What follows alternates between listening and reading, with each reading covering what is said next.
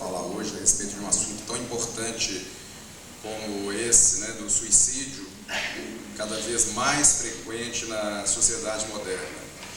Na realidade, que a gente tem visto o tempo todo, a gente enquanto médico, enquanto psiquiatra, enquanto espírita, a incidência é cada vez maior, cada vez mais frequente. A gente não pode deixar de salientar como uma primeira visão global é de que a primeira grande surpresa, a primeira grande decepção do suicida do outro lado da vida é que ele descobre que ele não morreu, mas apenas saiu do corpo. Então isso muda tudo e de cara, com essa afirmativa, a gente já começa a pensar numa resposta para o tema específico, né, que nos foi dado, se o suicídio seria ou não uma solução. Hoje, na atualidade, a incidência epidemiológica, né, a quantidade de casos que acontecem de suicídio no mundo é muito mais alta do que a maioria das pessoas deve pensar. Segundo a Organização Mundial de Saúde, gira algo em torno de 1.000 a 2.000 suicídios diários no mundo, né, gerando em torno de 2 milhões a 3 milhões de suicídios por ano no planeta Terra, em todos os países. Isso a gente pode imaginar, né, o tamanho disso, bastando a gente pensar que Belo Horizonte tem a grande BH, né, tem 2 milhões de habitantes. É como se todo mundo de Belo Horizonte morresse num único ano. Então é muita gente. E isso contando apenas os suicídios diretos, porque os atos suicidas são múltiplos, são vários matizes, é um contínuo inacabável para quem estuda o assunto especificamente. Tem vários grupos de estudo de suicídio no mundo. Um deles, da própria Organização Mundial de Saúde, fundada em 1967, cujo presidente atualmente é um brasileiro, uma das maiores autoridades em suicídio no mundo é um brasileiro. Bom, então, na verdade, o que acontece? As pessoas, estando desesperadas, sem encontrar mais algum sentido, algum objetivo para suas vidas, buscam uma saída, né, uma falsa saída, que seria a morte. E julgam e pensam que morrendo, resolvendo seus problemas. Então, os atos suicidas em si, a gente tem desde o suicídio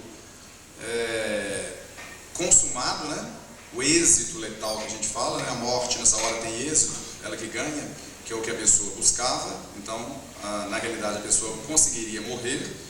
Até um suicídio fracassado, que é quando a pessoa não morre, mas porque ela foi salva por alguém, principalmente pela equipe de saúde, né, pelos médicos, enfermeiros, etc. Mas se ela não fosse socorrida, ela morreria. Então isso se chama suicídio fracassado, que é diferente de uma tentativa de suicídio. Na maioria das vezes, a tentativa de suicídio não mataria. É o que as pessoas falam ou pensam que a pessoa está fazendo só para chamar a atenção, que ela não quer mesmo morrer de verdade. E nesse ponto a gente pensa que a grande maioria dos teóricos de hoje com relação ao suicídio pensam que ninguém quer morrer. Então, na verdade, todos os casos nesse aspecto seriam tentativas de suicídio, porque na realidade a busca da morte para a maioria dos filósofos, dos antropólogos, dos sociólogos, dos psicólogos, assim sucessivamente, na verdade é a busca da vida. É quando a pessoa pensa que não tem mais saída, que chegou no fim da linha, que não vê uma luz no túnel, então ela pensa que de alguma maneira, cometendo esse ato desvairado, deslocado, ela vai encontrar a vida, ela vai mudar de vida, ela vai ter uma vida diferente da que ela vinha vivendo até então. Então a tentativa de suicídio, ela se caracteriza por isso, a pessoa que vai tentar morrer de alguma maneira, mas que não vai morrer, mesmo não sendo socorrida. A gente médico lida muito com isso, é muito frequente isso nos hospitais. As pessoas que fazem o utilismo de métodos que não são letais, que elas não vão morrer, portanto. Além disso, a gente tem o suicídio camuflado, né, encoberto, escondido, que é um grande número dos acidentes, principalmente acidentes de carro, acidentes de lancha, de qualquer tipo de veículo automotor, né, de moto, acidentes de trabalho. Tem muitos acidentes de trabalho que são suicídio, bastante frequente isso. Quem trabalha com setores pesados de mecânica e siderurgia, por exemplo, sabe disso. Muitos dos acidentes não foram acidentes. E a pessoa, então, para não passar essa imagem de suicida, seja para a família, para a sociedade, ou seja por questões de seguro de vida, que seguro de vida não paga, né, quando é caso de suicídio, mas se é acidente paga, então ela camufla de alguma maneira o ato em si, para parecer que não foi suicídio, mas é suicídio. Além disso, a gente tem os equivalentes suicidas, quando a pessoa, por exemplo, pratica esportes radicais, coisas que são perigosas, alta velocidade nas estradas, né? Que não é um suicídio direto, que muitas vezes pode ser direto, mas muitas vezes indireto dessa maneira. Se bem que o termo indireto não é o mais adequado, o adequado é que é o equivalente suicida. Uma pessoa que vai para a guerra, por exemplo, sabendo que vai morrer. E nesse item a gente começa a fazer uma divisão entre dois tipos de suicídio que existem: um suicídio indireto e um suicídio passivo. O suicídio indireto é aquele que a pessoa, por exemplo, que fuma, ou que bebe, ou que usa drogas, ou tem, por exemplo, níveis altos de colesterol, dislipidemia, né? E mesmo assim come gordura, come tudo que não pode, que tem pressão alta e come sal, até não poder mais, né? E assim sucessivamente. Então isso é um suicídio indireto. E o suicídio passivo é aquele que a pessoa não se mata, ela não tem coragem de se matar, mas pede alguém para fazê-lo. Seja diretamente, ela lida com pessoas violentas, por exemplo, num presídio, mesmo num aglomerado urbano, em algum lugar que ela sabe que conforme o que ela fizer, eles vão matá-lo. Então ele provoca a morte indiretamente. Ele faz com que outrem o mate, mas o objetivo dele era morrer. Então ele vai se utilizar de um recurso externo para parecer que ele não é culpado. Na guerra, a mesma coisa. Quando eu comecei a citar a guerra, a gente estava pensando nisso, né? Além de ser um suicídio indireto, é também um suicídio passivo, porque muitas vezes ele vai para a guerra, mas ele vai entrar na frente de batalha de peito aberto, sabendo que vai morrer mesmo. Nesse ponto, então, a gente começa a pensar na questão da intenção suicida, se a pessoa queria ou não morrer. Essa linha de pensamento é uma das linhas mais modernas, estudiosos do suicídio, que é exatamente saber se a pessoa queria ou não morrer. Se aquele ato que foi perpetrado por ela tinha por fim a morte. Só aí a gente fala em suicídio. Se a pessoa não tinha intenção de morrer, se ela morreu por acaso, mesmo que ela pense em fazer alguma coisa teatral nesse sentido, mas se ela morrer, se ela errar, vou falar disso daqui a pouco, em termos técnicos, né, psiquiátricos em si, a gente não pensa em suicídio, mas um erro de cálculo. Ela errou por acaso, ela não tinha por finalidade, ela não pensava em morrer. Nesse aspecto, então, a gente vê que nós temos três grandes grupos de suicídio a nível psicológico. A gente tem um suicídio reflexivo ou premeditado, em que a pessoa pensa sobre isso. Primeiro ela passa a ter o quê? Ideias de morte, de ruína. Depois eu vou explicar isso melhor para vocês quando eu falar mais de psicopatologia em si. Ela teria ideias de morte e de ruína. Depois ela começa a pensar que se morrer, talvez tudo ficasse bem, talvez tudo resolvesse, né, solucionasse. É o que muita gente tem por aí, não sabe, né? Ela fala todo mundo acabar em barranco, morrer encostado, não é assim? Isso já é uma fase pré-suicida, em termos de psiquiatria. Tá?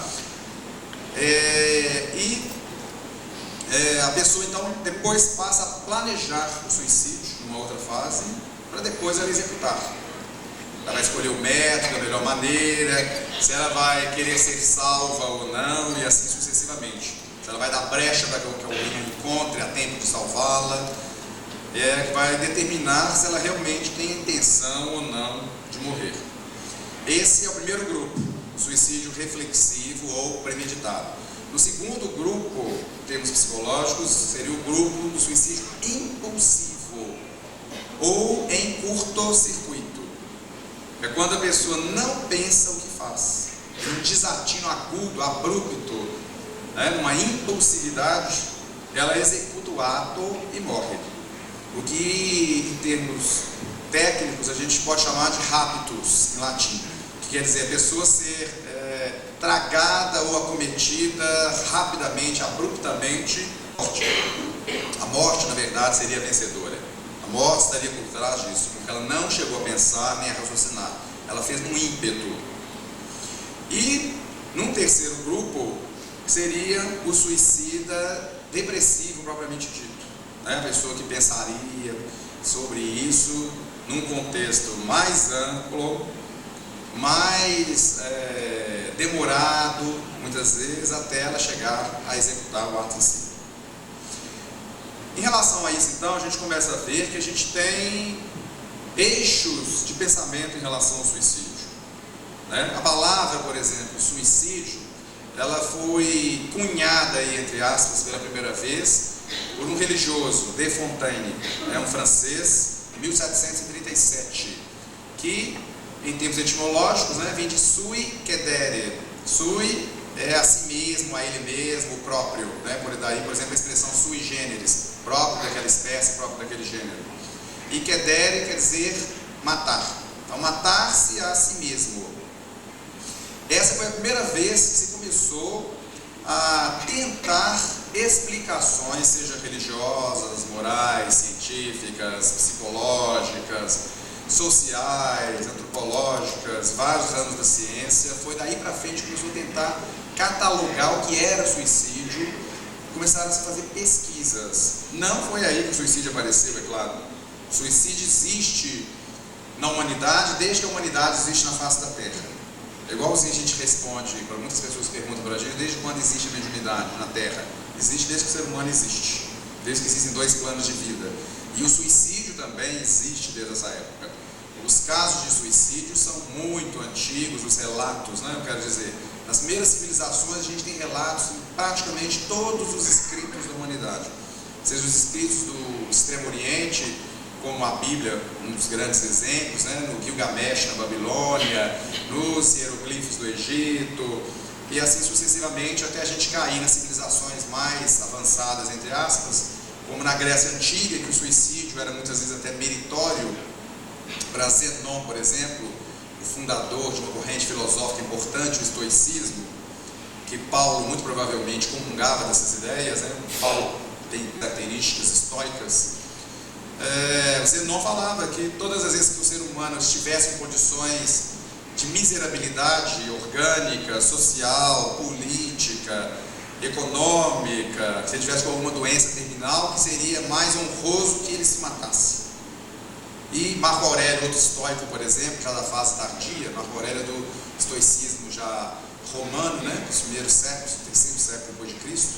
Marco Aurélio é o imperador que aparece no Ave Cristo do Emmanuel. É o Marco Aurélio Antonino Caracalla Bassiano, né? O Caracalla famoso, que tem as terras de Caracalla em Roma. O Marco Aurélio também falava sobre isso, sobre o suicídio meritório, sobre a honra da pessoa morrer com dignidade. Então, na Grécia, a gente tem o exemplo de Sócrates, por exemplo, que é famosíssimo, né? Todo mundo conhece o exemplo de Sócrates. Vários livros, vários autores que estudam isso. Quem matou Sócrates, né? Se realmente ele suicidou ou não, pelas características imbrincadas em todo o contexto dele. Então, em Roma também se tem. Depois nós vamos ter várias leis que vão legislar especificamente sobre o suicídio. Proibido a pessoa de o fazer. Em Roma, por exemplo, era proibido numa fase tardia de Roma, porque a pessoa pertencia ao Estado, portanto ela não poderia se matar, ela não era dela, ela não tinha o direito de se matar.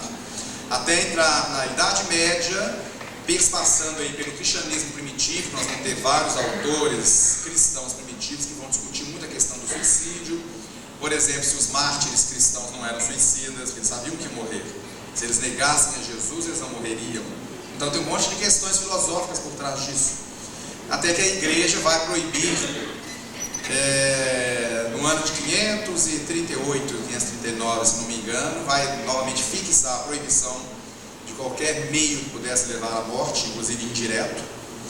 Na Idade Média toda nós vamos ter uma névoa escura em cima do suicídio, dos suicidas, né? Quando eles vão poder mais ser enterrados em cemitérios católicos, né, cristãos, em campo santo, entre aspas. Quando os corpos vão ser mutilados, muitos corpos de suicidas na Idade Média, até começo da Idade Moderna, até mais ou menos 1600 e pouco, Muitos dos suicidas eram mutilados, cortavam os membros, olhos, nariz, orelhas, etc., porque era mais ou menos, né, uma maneira que a sociedade tinha de expressar a raiva que tinha pelo ato que aquela pessoa cometeu. Então, além de não poder enterrar em lugar nenhum, os corpos não eram mutilados, depois ainda ficavam expostos até a total decomposição.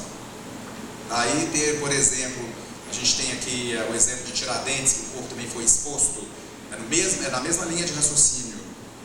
O corpo das pessoas execráveis deve ficar exposto até que a própria podridão os consuma. Eles não teriam direito de serem enterrados, nem de receberem honras fúnebres, vamos dizer assim. E dos suicidas mais do que ninguém. Mas, então, a partir dessa definição que eu falava do De Fontaine, de 1737 para cá, vários autores começaram a se interessar pelo suicídio. No final do século XVI, do século XV, começaram a aparecer os primeiros estudos específicos. E a correlação dessas patologias que está por trás do suicídio em formas, em vieses, né, diferentes. E o que acabou culminando com duas grandes linhas de pensamento em relação ao suicídio, que seria uma linha psicopatológica que foi finalizada, diríamos assim, não começou especificamente com esse autor, mas foi finalizada por Esquivel, né, um psiquiatra francês muito importante, um dos primeiros codificadores da psiquiatria moderna. Em 1838, ele vai colocar o suicídio como tendo uma causa basicamente psicopatológica. O que estaria por trás do suicídio seria uma doença mental. E uma linha sociológica ou socioantropológica, que é a linha de Émile Durkheim, né? Outro francês, filósofo inicialmente, depois o pai da sociologia. E os dois vão escrever sobre isso. O Esquivel vai escrever um capítulo dentro do Tratado das Doenças Mentais dele, em 1838, e o Durkheim vai publicar um dos maiores clássicos sobre suicídio conhecido no mundo até hoje, que é um livro chamado O Suicídio dele, né? E foi em 1890 que foi publicado. Durkheim era judeu, era um sábio, era muito estudioso, né? E começou a se interessar pelo suicídio basicamente depois que ele perdeu o melhor amigo dele através do suicídio. Aí ele ficou muito chocado, muito sentido, né, muito magoado com isso especificamente, e foi estudar o suicídio e fez um trabalho fantástico, descobriu um monte de coisas, concluindo o trabalho basicamente na visão do Esquivel e do Fauré também, que eu não citei antes do Esquivel. O Fauré também já tinha falado disso em 1822. O Fauré foi o primeiro psiquiatra, né, um francês também, a falar do suicídio em termos globais, a tentar achar causas específicas para o suicídio. Na verdade, a gente que trabalha com psiquiatria, a gente vai ter, claro, né, obviamente, uma tendência a ficar com a linha do Esquivel, né, com a linha da psicopatologia. E isso quer dizer que a gente vai excluir as outras linhas, outras abordagens, que a gente vai negligenciar ou minorar, né, a importância do trabalho do Durkheim, de maneira nenhuma. Eu acho que o livro todo mundo deveria ler, existe em português, no Esquivel não existe, só em francês. Mas o suicídio do Durkheim existe em português, para quem é interessado pode ler, né, para poder entender essa visão dele aí. Mas para a gente da psiquiatria, a gente sempre pensa muito, não pode conseguir deixar de pensar nessa visão psicopatológica. Por quê? Com certeza, o que as estatísticas mostram hoje em dia é que 85% dos suicídios, né, aqueles que a gente pode pesquisar através de quem ficou aqui para contar, né, a grande maioria dos suicídios tem uma doença psicopatológica de base. E 15% não tem uma doença psicopatológica de base, mas tem um fator desencadeante que permeia, ou que tangencia de alguma maneira a doença mental. Por exemplo, as causas mais frequentes de suicídio são as desilusões amorosas, em primeiro lugar, disparado, né? Quando as pessoas acham que perdendo o amor da vida delas, tudo isso aí entre aspas, elas acham que a vida não tem mais saída, não tem mais solução. E isso é mais frequente, principalmente para as mulheres, não é que não seja para os homens, mas é mais frequente para as mulheres. Em segundo lugar, vem as crises econômicos sociais, as falências, as dificuldades financeiras de toda ordem, as crises econômicas, né? Por exemplo, o Brasil, desde que vem passando dessas fases de dificuldade econômica nos últimos anos, o suicídio aumentou muito, muito, né? Em Belo Horizonte a gente sabe que ocorre pelo menos de 3 a 5 suicídios por semana. Isso são os casos diretos, né? Que a gente sabe diretos, que todo mundo vê, né? Que normalmente está no meio da rua, um monte de gente vê, e assim sucessivamente. Isso, os casos gritantes que chamam atenção. Então isso vem aumentando gradativamente, vem aumentando pormenorizadamente, isso aumentando. E um dos fatores é esse, né? São as crises econômicas e sociais. Mas depois desses 2 grandes grupos aí, amorosos ou não, nós vamos ter um monte de motivos, um monte, incontáveis motivos, né? Várias pessoas vão ter justificativas específicas para poder morrer. Ela acha que aquilo, seja uma situação X, Y, Z, é suficiente para que ela morra. Não vale mais a pena viver. É assim que ela fica pensando.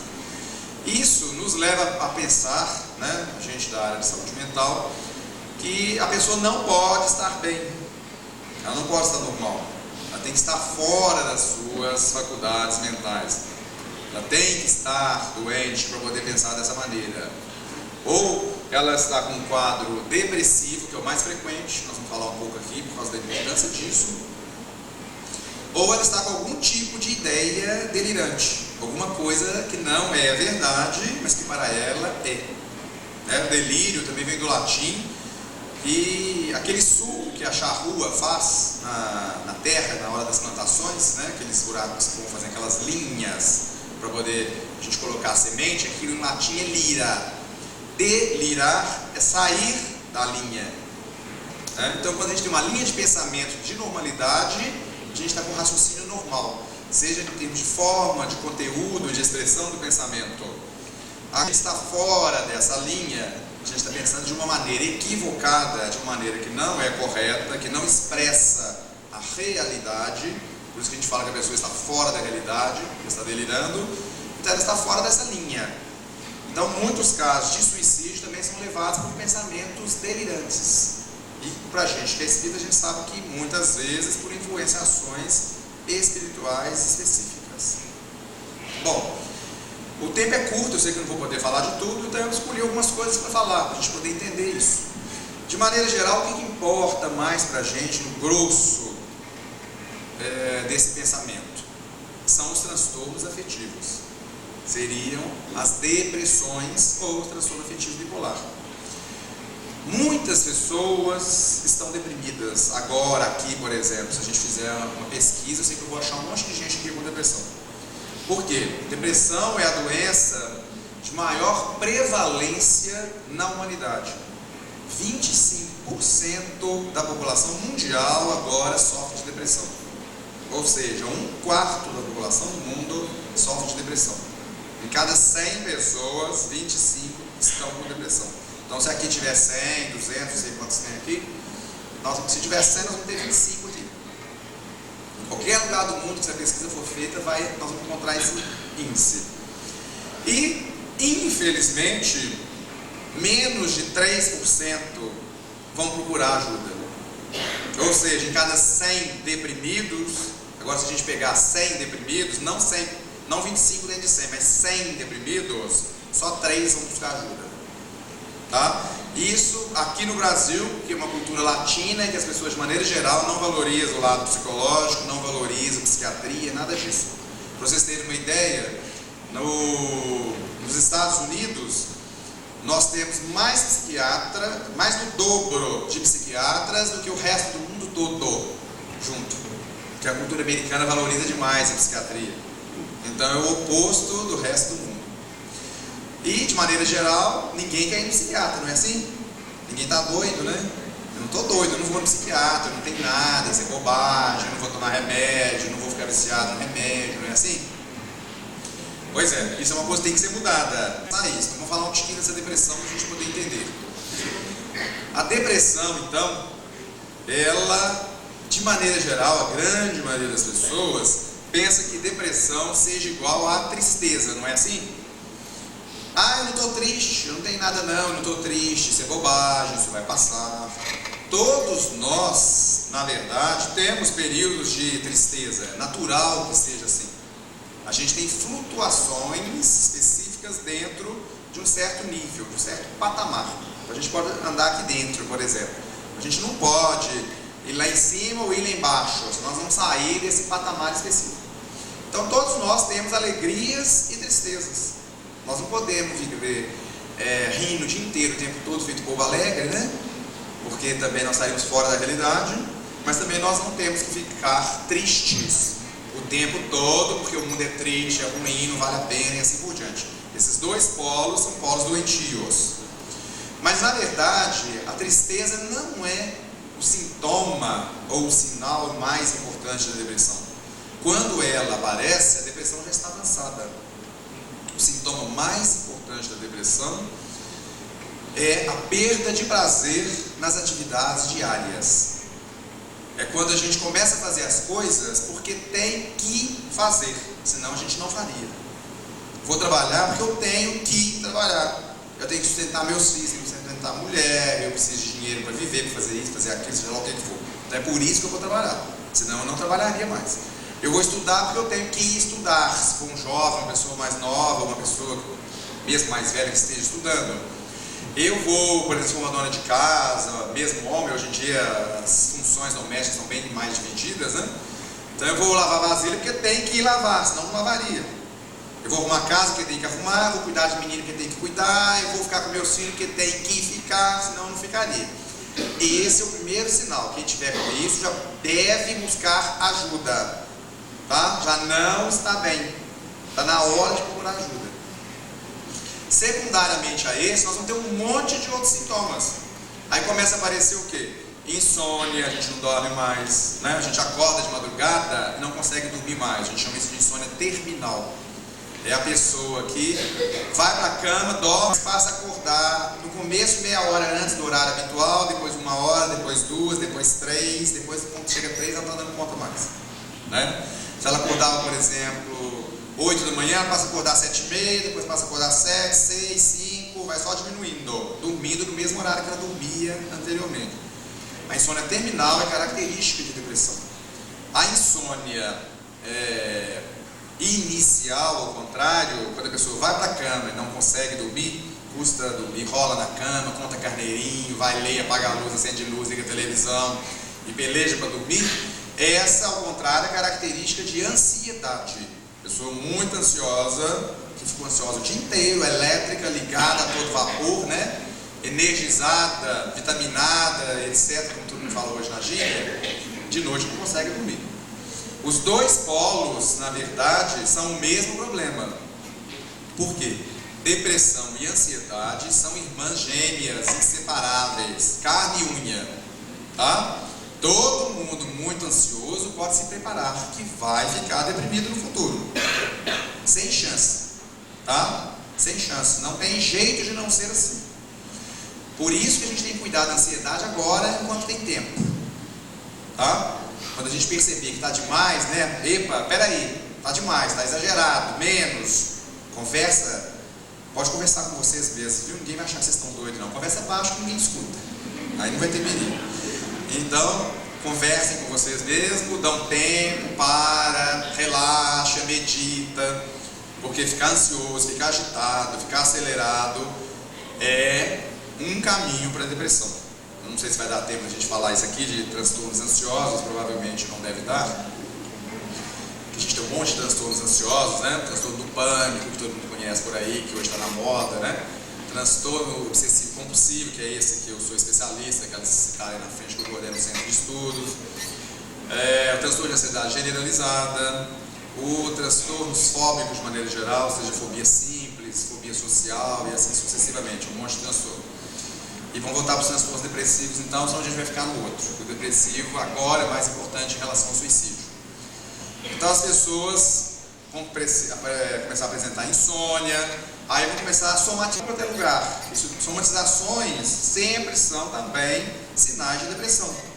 Até dor para tudo quanto é lugar, né? Dói aqui, dói ali, dói não sei aonde. Então dores osteoarticulares que estão na moda também, que é a lesão por esforços repetitivos, a LER ou a DORT, a doença osteoarticular relacionada ao trabalho, a fibromialgia, isso tudo é depressão, expressando no corpo.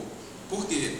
Nós temos 3 instâncias a nível de um ser global. O ser humano ele é biopsicossocial. O tempo todo nós estamos convivendo com essas 3 instâncias, elas são inseparáveis. Por mais que a gente pense que a gente possa separar, e espírita faz isso muito, né?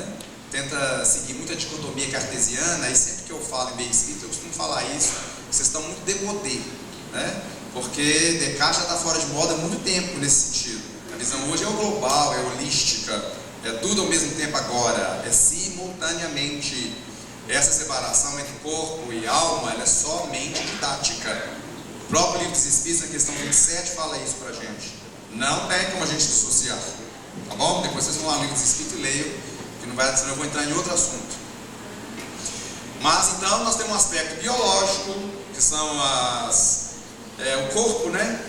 Como um todo, todos os seus órgãos, seus sistemas, as suas substâncias químicas, os neurotransmissores, os hormônios e assim sucessivamente, que estão implicados nesse lado corporal, físico, o lado psicológico, ou mental, ou espiritual. Muita gente hoje vem separando isso, eu não sei como é que consegue, a meu ver também são inseparáveis, não tem como criar um campo psíquico e um campo espiritual como se fossem coisas diferentes. É a mesma coisa, né? A mente é o espírito no corpo, o espírito também, a mente, o lado psicológico. A própria palavra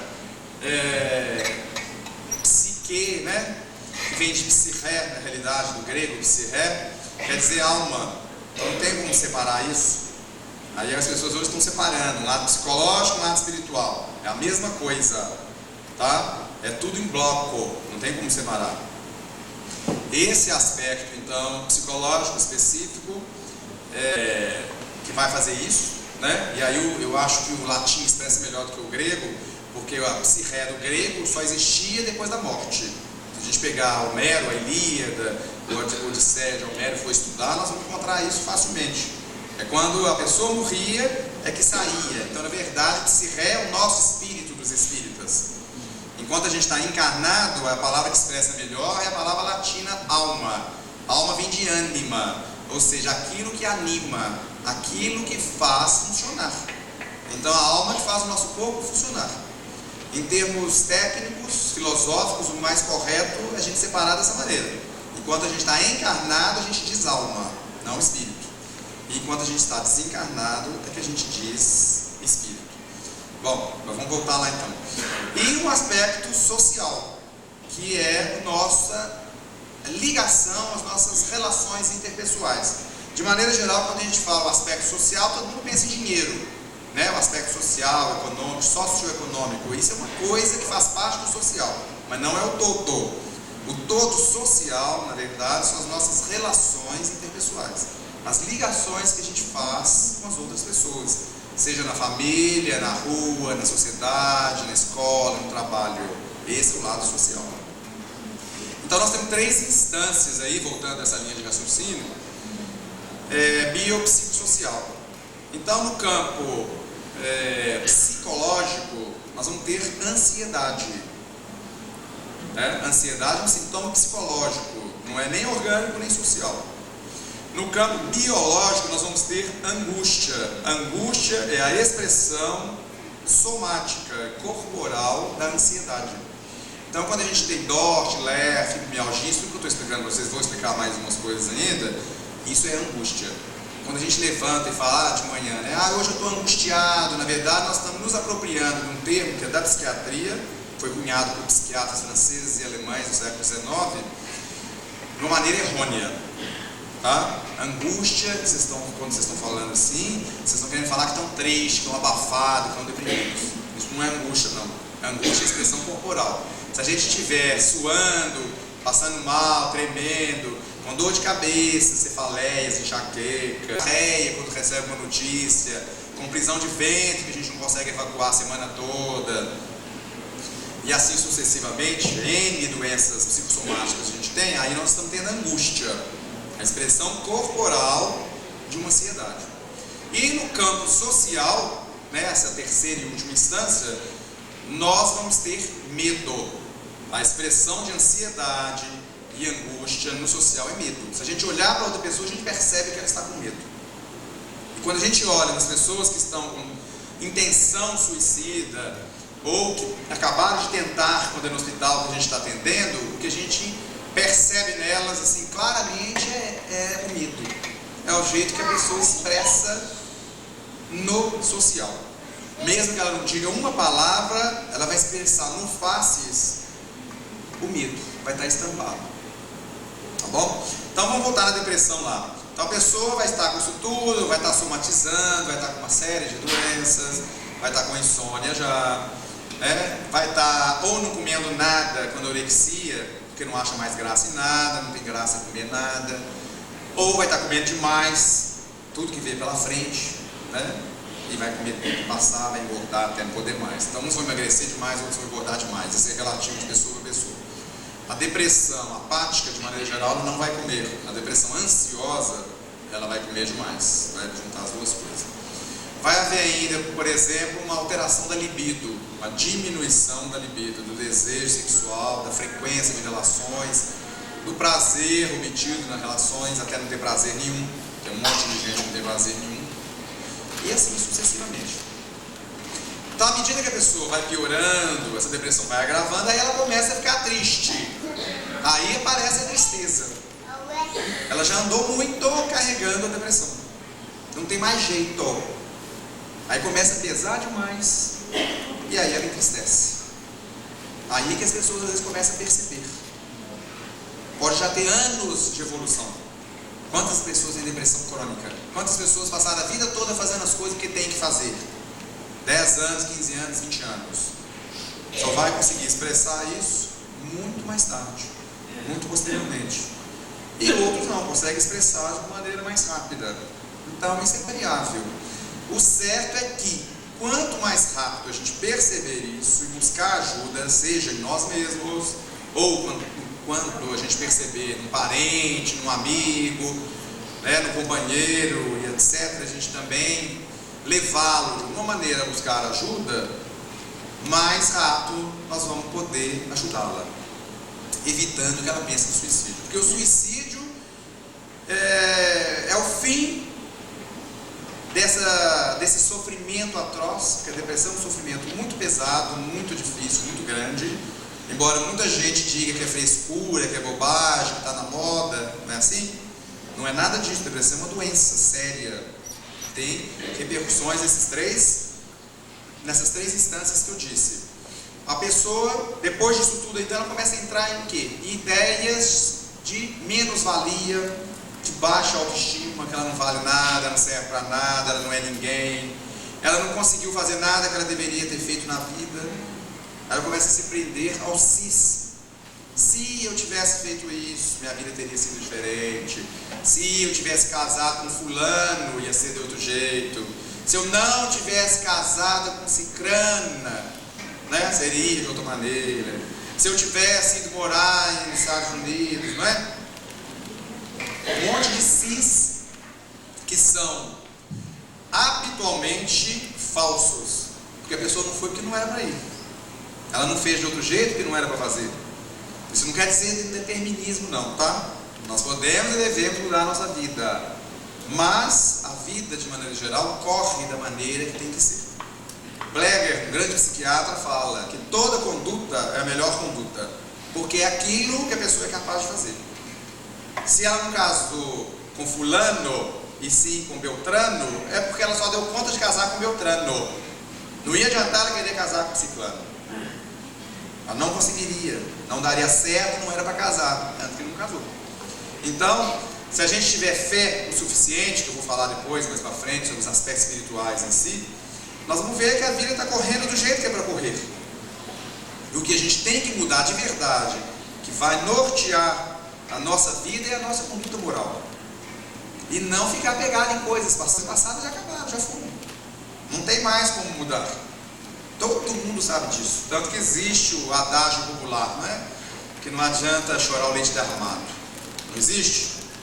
Não adianta mesmo. Não tem jeito de catar o leite lá no chão, tem? Depois que ele cai lá no chão, não tem mais jeito de catar. Então não adianta mais mesmo. A questão não é reclamar que se foi, mas fazer algo para mudar o que vem, né? Para falar de uma maneira bem mineira, né? O que vem por aí que nós vamos ter que mudar. A nossa maneira de nos conduzir perante a vida. Bom, mas então a pessoa vai desenvolvendo ideias de menos-valia, de ruína, de que não adianta mais viver, e começa a pensar na morte como solução do seu problema. Se tudo que ela fez não adiantou nada, se a vida não vale nada, se nada serve nada, se ela não é amada, assim por diante, ela começa a cultuar a morte. A morte passa a ser uma deusa, né? É o que Freud chama de instinto de morte. Na realidade, esse conceito não é de Freud, né? Como ele já morreu mesmo, eu posso falar. Ele pegou esse conceito do Melanie Klein, todo mundo sabe disso. É um conceito kleiniano. O instinto de morte foi desenvolvido por Melanie Klein, não por Freud. Aí quando ela desenvolveu, ele pegou e acrescentou na teoria dele. Mas o instinto de morte, na verdade, é um ente metafísico. Não existe esse instinto de morte. Ninguém quer morrer.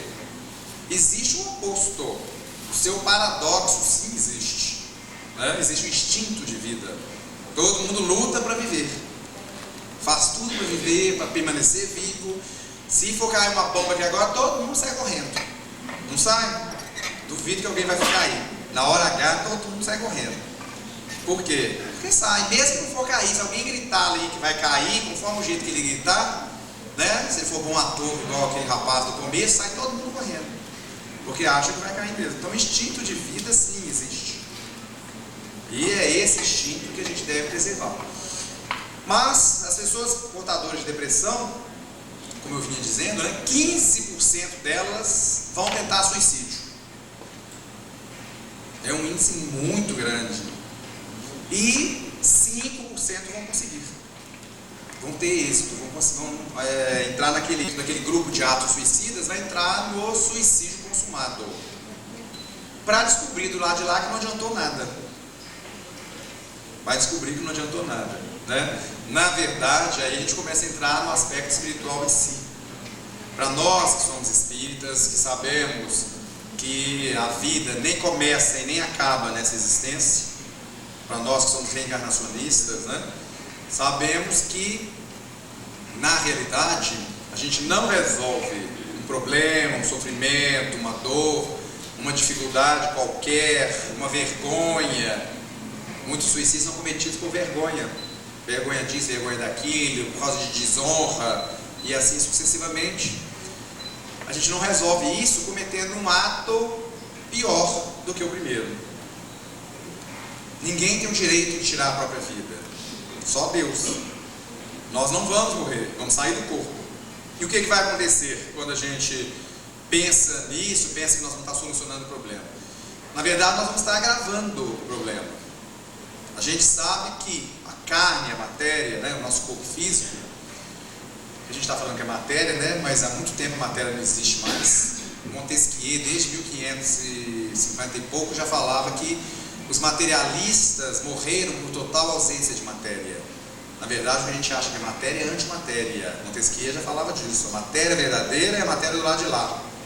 Lá é matéria, não aqui. O que a gente acha que é matéria é falsa matéria. É uma cópia imperfeita da matéria verdadeira, né? Só existem três coisas no universo: Deus, Espírito e matéria. Portanto, elas são excludentes per si. Uma exclui a outra. Então, na verdade, raciocinando do nosso lado, da nossa maneira de pensar, para não complicar muito a cabeça de vocês, né? Tem umas coisas meio complicadas de física quântica para explicar isso. Não vou entrar nisso. Na verdade, a gente vai só, então, na visão que a gente tem, sair do corpo físico, sair da matéria. E é essa matéria que abafa 70% das nossas emoções. O Livro dos Espíritos fala disso muito claramente. O que a gente sente aqui, por exemplo, de alegria, do lado de lá nós vamos sentir 70% a mais. E de tristeza, 70% a mais. A gente estava triste aqui, com um problema, com uma dificuldade, quando a gente desencarnar, que é o que vai acontecer na verdade após o suicídio, imaginando que a gente cometa esse ato, é que nós vamos sentir mais ainda do lado de lá. E, para piorar mais ainda, nós vamos estar ligados ao corpo físico, porque a gente tem vários corpos astrais, né, vamos chamar assim, entre aspas, só para favorecer o entendimento, e o principal deles, o mais conhecido, é o perispírito ou psicossoma, que é o corpo do espírito, o corpo espiritual, que muitos espíritos hoje já falam corpo perispiritual, né, mas na verdade ou é perispírito ou é corpo do espírito, né? Senão a gente vai falar de uma forma, em forma de pleonasmo, né? Nós vamos estar repetindo. Então, na verdade, a gente vai estar ligado ao corpo através do perispírito e vamos sentir isso tudo. Tem um livro famoso, né, um clássico do Espiritismo, que eu considero um dos melhores livros do Espiritismo, que é o Memórias de um Suicida. O Memórias de um Suicida foi escrito pelo escritor português Camilo Castelo Branco, tá? E que lá ele se chama Cândido Botelho, exatamente para poder colocar o Castelo Branco, CB, Cândido Botelho, né? Um pseudônimo de Camilo Castelo Branco. E que cometeu suicídio no final do século XIX, após ter ficado cego. O suicídio do Camilo é típico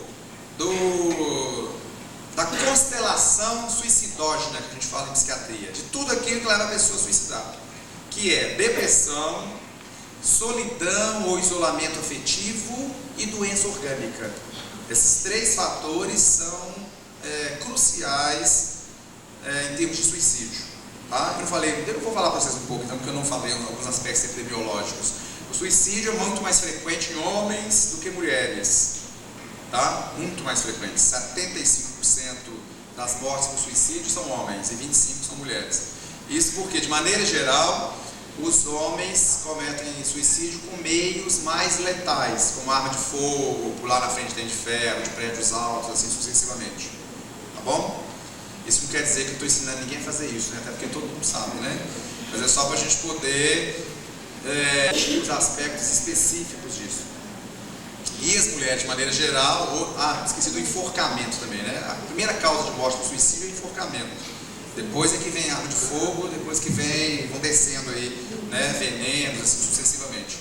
E as mulheres, de maneira geral, morrem menos, porque tentam com meios mais brandos e, de maneira geral, fazem mais tentativas de suicídio, né? Cortes superficiais de pulsos, ou se jogar de lugar baixo, vai morrer de 2 metros de altura, já vi vários casos, né?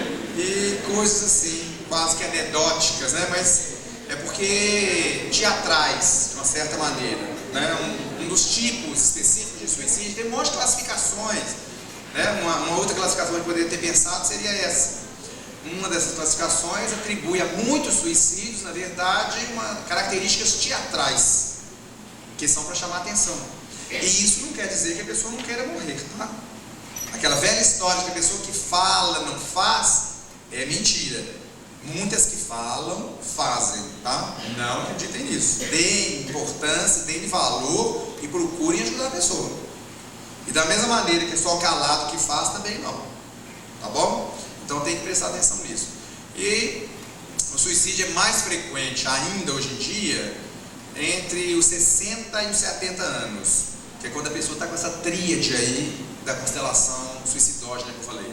A depressão, o isolamento afetivo social e uma doença orgânica, cânceres, tumores, doenças degenerativas de maneira geral, sejam neurológicas ou metabólicas e assim sucessivamente. Então, uma faixa etária, né, de grande risco é esta. Mas o suicídio vem crescendo em todas as faixas etárias. E atualmente, por exemplo, uma que está crescendo, já está pegando essa entre 60 e 70, é nos homens entre 35 e 45 e nas mulheres entre 15 e 25. Essas duas estão beirando lá. Os jovens, de maneira geral, também têm aumentado muito, e crianças também.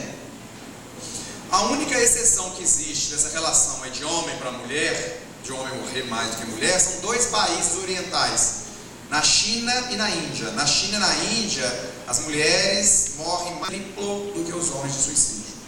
É porque lá existem muitos fatores culturais que levam a isso. Então, por exemplo, a viuvez. Quando a mulher fica viúva e não tem condições de se manter, para não cair na prostituição, né? São países muito gigantescos, né? Com uma população muito grande, super populosos. A pessoa às vezes não vai ter condições de sobrevivência. Então é como se ela tivesse que fazer isso. Então é uma das grandes preocupações da Organização Mundial de Saúde. Desenvolvendo muitas equipes de trabalho para ajudar e assessorar rápido essas mulheres para que elas não cometam suicídio. É a única exceção no mundo, são só esses 2 países. No resto do mundo, todos os homens morrem mais. O suicídio é muito mais comum entre as pessoas que não têm um companheiro, tá? Afetivo. Então é muito mais comum nos solteiros, nos separados, nos divorciados, nos viúvos. É mais comum nos aposentados, é mais comum nos desempregados, nos alcoólatras e nos drogaditos. O alcoolismo e a drogadicção, né? O uso de droga, a dependência química, são fatores de risco muito acentuados. É bastante frequente também que eles tentem suicídio, e assim sucessivamente. E na infância a gente tinha poucos casos, agora a gente já tem muito mais, né? Por acaso também sou psiquiatra da infância e adolescência, então um dos lugares que eu trabalho, no Núcleo Caminhos para Jesus, é da infância e adolescência, né? E no André Luiz eu trabalho com adultos, que eu fiz as 2 formações. Então na infância e adolescência também vem crescendo muito. Hoje é frequente eu atender criança de 6, 8 anos de idade com tentativa de suicídio.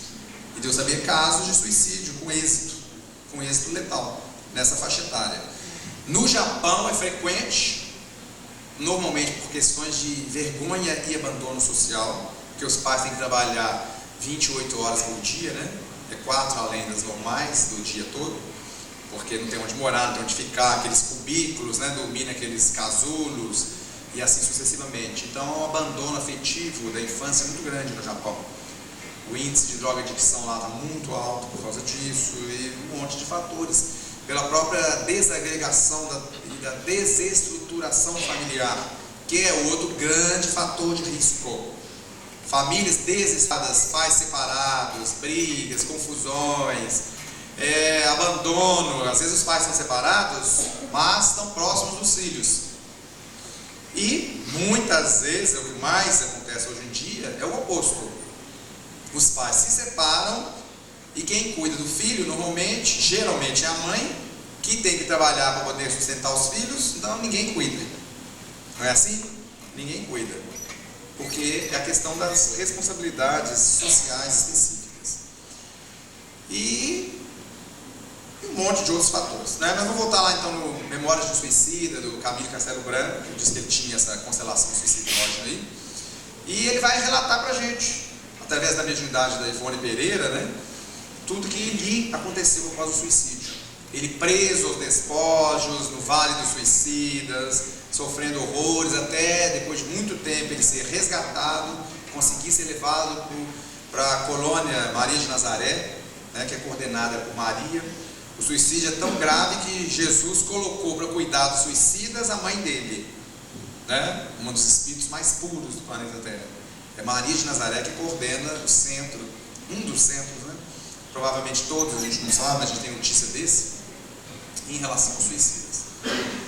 E depois ele vai falar disso tudo, aí ele vai falar do tempo que ele passa internado, das modificações espirituais que aconteceram, até ele programar a reencarnação dele, no departamento da reencarnação, os desenhos dos corpos. Então o negócio é muito mais complicado, muito mais sofisticado do que a gente imagina. Eu acho que todo mundo deveria ler. Agora, o mais escuto dos espíritas em relação a esse livro é que eles não deram conta de ler, que é pesado, é difícil.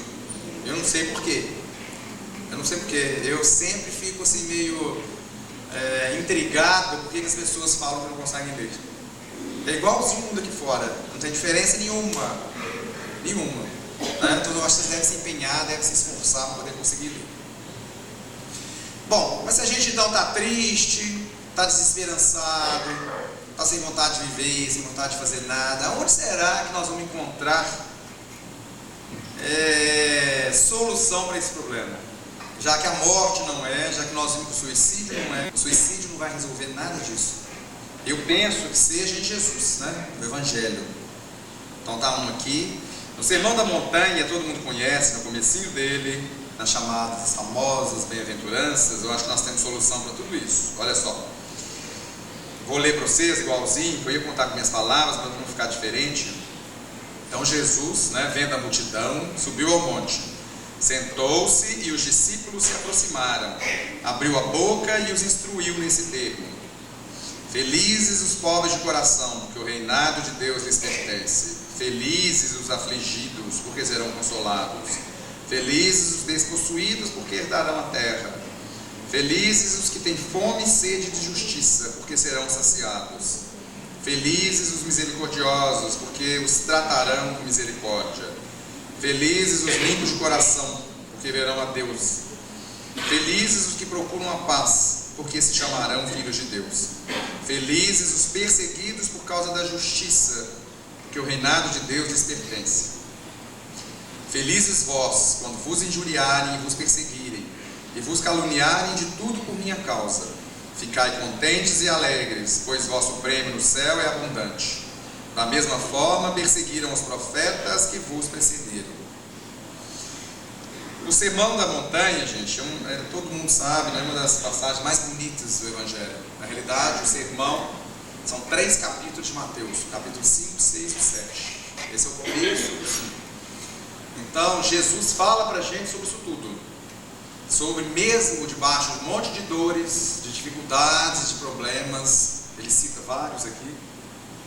Se a gente tiver fé, se a gente tiver confiança, se a gente tiver pensamentos morais elevados, se a gente largar, né, abandonar as nossas mazelas morais, as nossas dificuldades, se a gente chegar longe para frente, se a gente perceber que no final do túnel tem uma luz, nós não vamos partir para soluções incorretas, para soluções inadequadas, quais sejam o suicídio, muitos outros, né, o abandono da vida de maneira geral. Às vezes a gente não suicida mesmo porque não tem coragem, não é assim? Mas a gente vive suicidado, entre aspas. A gente não vive feliz, a gente não luta para mudar de vida, a gente não faz nada para voltar a ser feliz. Foi aquilo que eu disse lá no começo, que quando eu falasse das questões espirituais eu abordaria. Se a gente não muda de comportamento de uma forma verdadeira, como é que nós podemos esperar que a gente melhore? Se a gente tem uma doença, por exemplo, qualquer, se a gente não buscar a cura, não tomar remédio direito, não fazer tudo aquilo que a gente tem que fazer para debelar a doença, nós não vamos mudar, nós não vamos melhorar. Não tem como a gente mudar. Então, mesmo sofrendo, o que Jesus fala aqui é assim, ó, mesmo a gente sofrendo debaixo de N injunções diferentes, seja injustiça, seja a fome, não só a fome física do corpo, mas a fome afetiva, muito mais séria, muito mais importante. Eu costumo dizer que hoje a gente só morre de fome se quiser, né? Exceto algumas raras exceções, né? Como por exemplo alguns países da África que a guerrilha não deixa a comida chegar, não é que não tem comida. Hoje a gente morre muito mais de excesso de comida do que de falta. Hoje a gente morre de quê? Diabetes, por exemplo, excesso de açúcar, metabolismo desequilibrado, de sedentarismo, comer demais. A gente morre de dislipidemia, doenças cardíacas, colesterol alto, glicérides alto, ácido úrico alto. Tudo isso é excesso de comida, excesso de comer gordura, de comer açúcar, de comer proteína. Então a gente morre muito mais de excesso de comida do que de falta. Mas a fome que Jesus estava falando, com certeza é a fome afetiva. São aquelas relações interpessoais que eu estava dizendo lá atrás, que a gente não tem tempo mais para nada nem para ninguém. A gente não conversa com ninguém, a gente não conhece nem o vizinho. Aqui em Divinópolis não deve ser assim não, né? Que aqui é pequeno ainda, ou não? Aqui todo mundo cumprimenta os vizinhos, sai, passeia, vai na casa de todo mundo, não é? visita os parentes, os pais todos vivem com os filhos todos os dias, não é? Cidade grande isso é complicado. Então as relações interpessoais, as brigas que a gente tem o tempo todo com tudo, com todo mundo, desde o trânsito que a gente sai berrando com todo mundo, a gente não enxerga no outro, meu irmão. A gente não enxerga que a gente pode errar igualzinho a ele errou. A gente se acha superior a todo mundo. O egoísmo, a vaidade, a prepotência, é isso tudo que depois vai fazer a gente deprimir. Se a gente não alcança um status econômico que a gente acha que deveria ter, nós vamos deprimir. Vamos deprimir porque não tem celular, por exemplo. Vamos deprimir porque não tem roupa chique. Não vou falar as marcas, mas todo mundo sabe. Não é?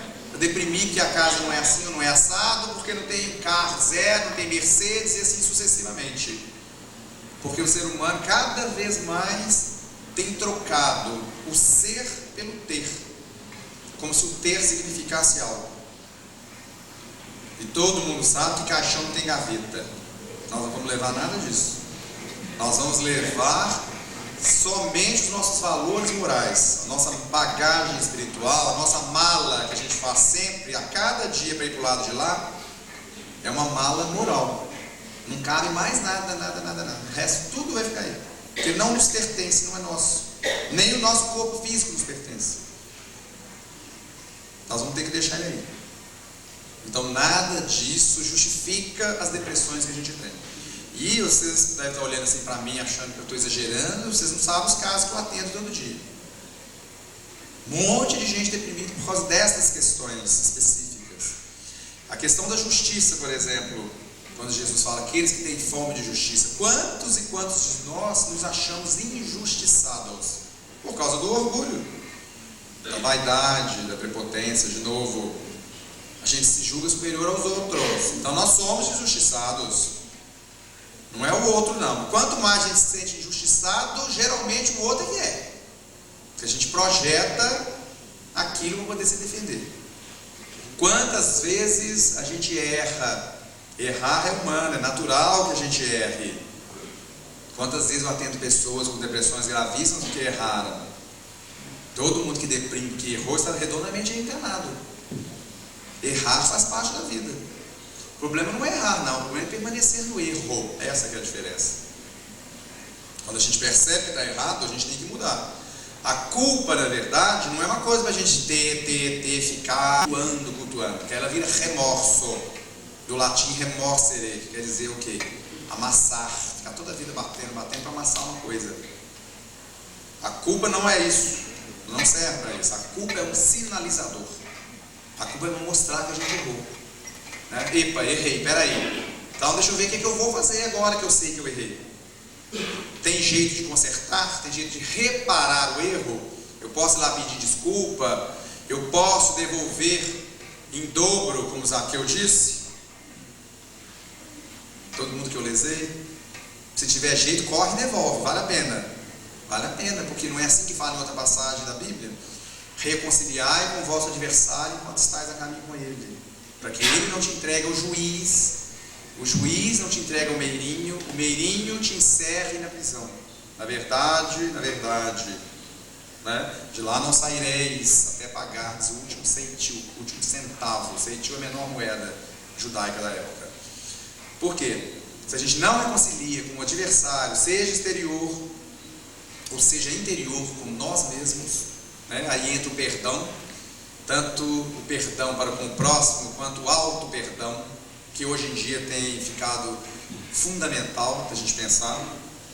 A gente não vai conseguir, né? A gente vai ser entregue ao juiz. O juiz é a consciência sabe que a gente não perdoou. Vai entregar para o meirinho. O meirinho é o executor da ordem do juiz, então é o nosso amigo espiritual, né? E ele vai nos encerrar na prisão. Onde que é a prisão para o espírito? O corpo. Nós vamos reencarnar. Então, desse ciclo reencarnatório, kármico aí, entre aspas, né? A palavra karma vem do sânscrito, não é roda, essa roda aí. A gente não vai sair enquanto a gente não se libertar de todas as paixões inferiores, de todas as dificuldades, de todos os problemas com os outros. E assim sucessivamente. Como o tempo está adiantado, né? Ela perguntou se ia dar tempo de eu falar, eu falei, não, porque eu falo é hora se deixar. Então, eu acho melhor a gente encerrar, mas que a gente pense nisso, que a gente pense que nós temos que ter como lema de nossa vida, como norte, né, como norma da nossa vida, o Evangelho de Jesus. E que a gente pense na ação moral, no nosso crescimento, numa outra maneira de viver, afastando de vez por todas essas ideias suicidas, essas ideias de morte, de ruína. Porque somos todos filhos de Deus. E a evolução é inexorável. É a única coisa determinista que existe no mundo. Inexorável, é a evolução. Então que a gente possa sempre ir para frente, cada dia mais, né? Que a paz de Jesus permaneça com todos, hoje, agora e sempre. Obrigado.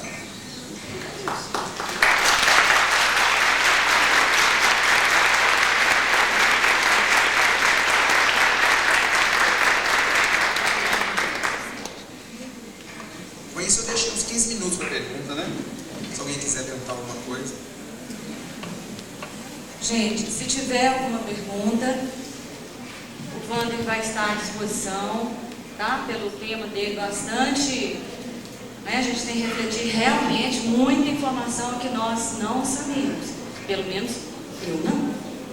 Então, se alguém tiver alguma informação, quiser alguma informação, fazer uma pergunta, pode fazer, sem medo, como diz Amaral, sem medo. Levanta, Jaina, pergunta. Levanta, Jaina, por favor. Precisa do microfone que está gravando, não? Não é? Vem cá, Jaina. Vem aqui, Jaina, por favor. Pode vir que eu não vou. Psiquiatra é meio doido, todo mundo fala, né? Mas eu sou mais ou menos, um pouquinho.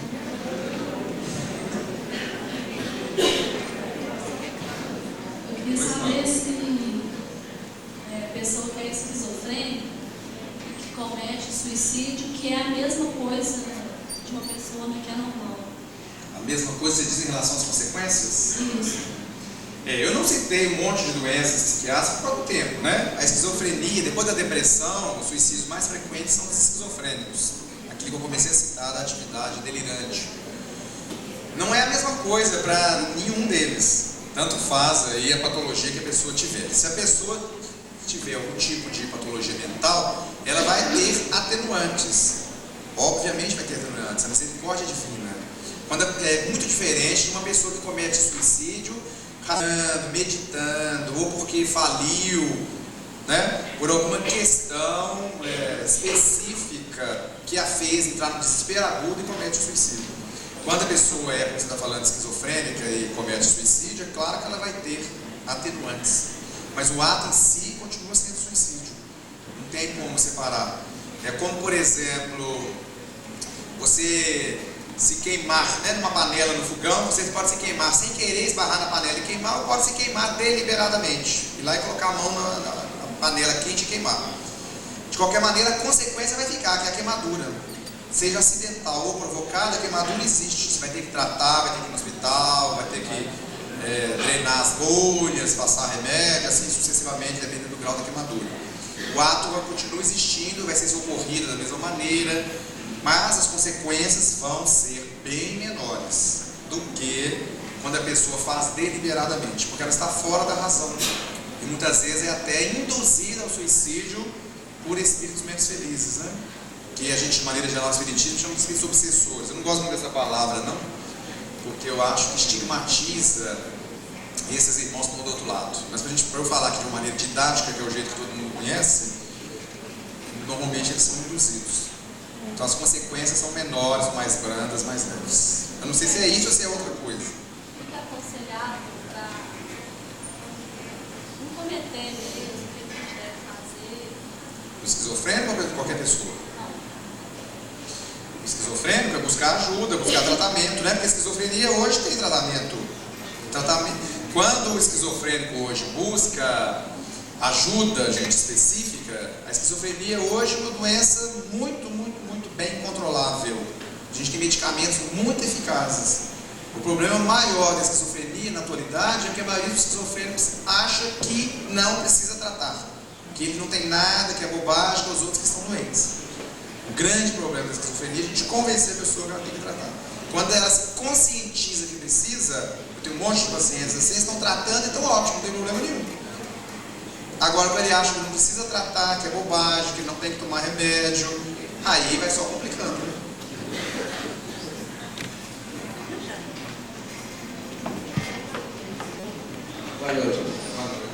Eu trabalho com livros. O senhor disse aí que o livro... Trabalha com? Livros. Livros. Que o livro Memórias do Suicida, de fato existe. Isso é um livro pesado. Nós também não concordamos. Tá? Só que nós queremos o seguinte: tem muitas pessoas que vão lá após tentarem suicídio ou com tendência ao suicídio e eles receitam esse livro. Tá? Eles receitam? Indicam, né? Indicam, pode falar. Ler o livro Memória do Suicida para você ver. Eu acho o seguinte: teria uma leitura melhor para esse tipo de pessoa depois que ela iria ler. E isso é muito variável, né? Depende da pessoa. Se a pessoa está bem, está consciente, mesmo assim fica pensando em suicídio, às vezes ela consegue ler. Mas quando a pessoa está mal, está deprimida, está com problemas psicopatológicos, né, quaisquer, realmente aí é difícil. Aí é melhor indicar livros evangélicos, livros mais leves. Tem um livro que eu indico muito, vou indicar para vocês, tá? Vou me permitir indicar para vocês, que é o livro Busca e Acharás, que é do Chico, é do Emmanuel e André Luiz, um capítulo de cada um. Lá fala muito disso, dessas questões de depressão, de doença mental, de ansiedade. É um livro simples, facílimo de ser lido e muito bom, muito profundo. E tem mais um monte de livros espíritas, falando mais de evangelho, de amor, de caridade, perdão. O livro dos espíritos, o livro, o Evangelho segundo o Espiritismo, a gente indica muito, não é? Porque tem livros que são